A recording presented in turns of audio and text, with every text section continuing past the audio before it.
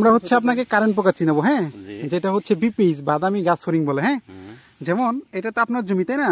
যেমন এই যে দেখেন এখানে দেখা যায় এই যে ছোট ছোট পোকাগুলো দেখা যাচ্ছে, এই যে, হ্যাঁ, এই যে দেখা যাচ্ছে, এটা কিন্তু হচ্ছে বাদামি গাছ ফড়িং। হ্যাঁ, অথবা এটাকে হচ্ছে কারেন্ট পোকা বলে, অথবা বিপিস বলে। হ্যাঁ, যেমন এই যে গোছাটাতে দেখেন, এই যে দেখা যায়, হ্যাঁ, এবং এই গোছায় কিন্তু দেখেন লাগে ক্ষতি করে জানেন, দেখছেন, রস গোড়ার যে রস চুষে খেয়ে ফেলে, ধান উপরে শুকায়। এবং এটাও কিন্তু দেখেন, হ্যাঁ, দূর থেকে দেখা যাবে ধান পাকার আগেই জমিতে ধান পেকে গেছে, দেখা যাচ্ছে না? হ্যাঁ, সব স্পষ্ট।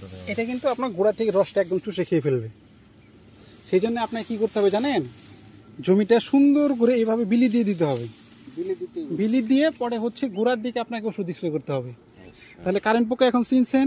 ইনশাআল্লাহ চিনছি। এটা সারা জীবন মনে থাকবে না এটা? ইনশাআল্লাহ মনে থাকবে। আচ্ছা আচ্ছা, তাহলে এটার জন্য আমরা কি ওষুধ দেবো জানেন? টিল করলেন? না না না, এটার জন্য তো আমরা টিল্ট দেওয়া যাবে না।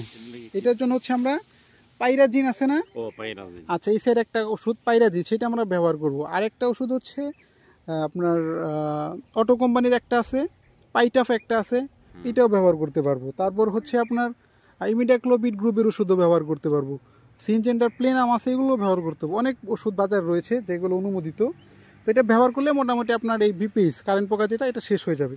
এই পোকা কিন্তু হচ্ছে আপনার এক রাতে আপনার জমি শেষ করে ফেলবে, ঠিক আছে? মানে খুব দ্রুত এই পোকাটা কিন্তু ছড়ায়।